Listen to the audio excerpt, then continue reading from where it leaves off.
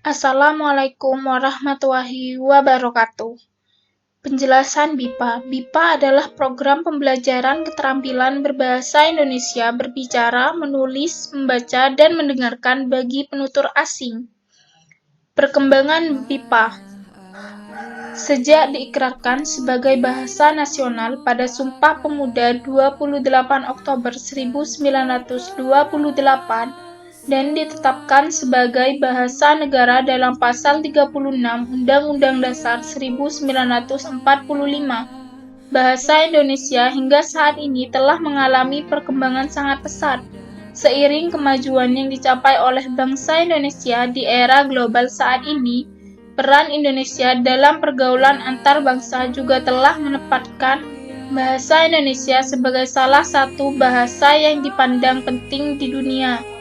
Pada 2009 lalu, bahasa Indonesia secara resmi ditempatkan sebagai bahasa asing kedua oleh pemerintah daerah Ho Chi Minh City, Vietnam. Kemudian, berdasarkan data Kementerian Luar Negeri pada 2012, bahasa Indonesia memiliki penutur asli terbesar kelima di dunia, yaitu sebanyak 4.463.950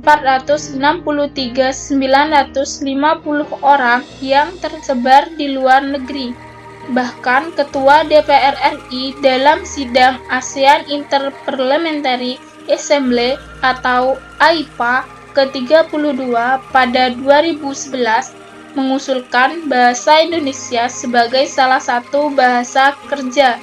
Dalam sidang AIPA, fakta-fakta tersebut mendukung usaha meningkatkan fungsi bahasa Indonesia menjadi bahasa internasional yang sedang digalang Kementerian Pendidikan dan Kebudayaan melalui program BIPA atau Bahasa Indonesia bagi Penutur Asing.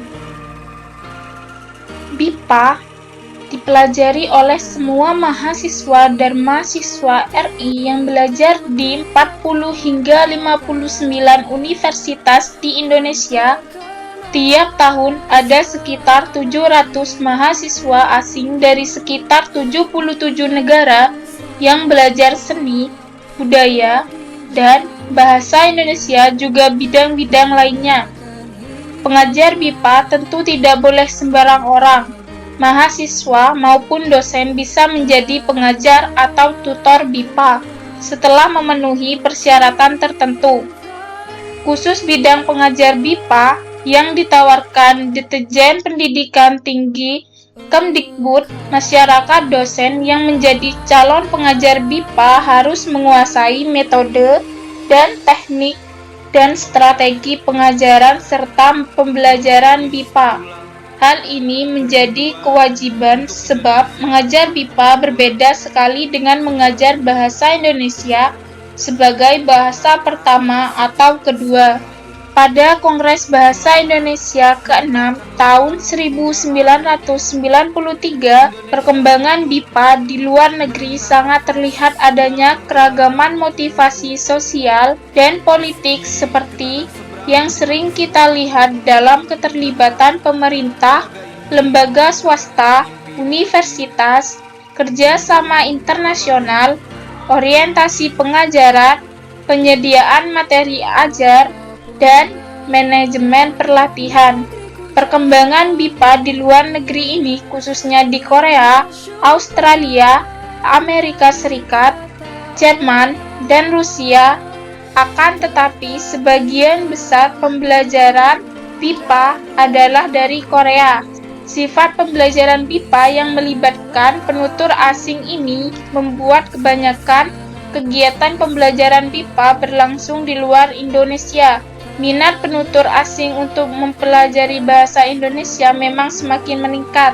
Hal ini dapat dilihat dari semakin banyaknya orang asing yang ingin mempelajari bahasa Indonesia dengan berbagai tujuan, seperti tujuan politik, ekonomi, perdagangan, seni budaya, wisata, maupun pendidikan. Sekian dari saya, terima kasih.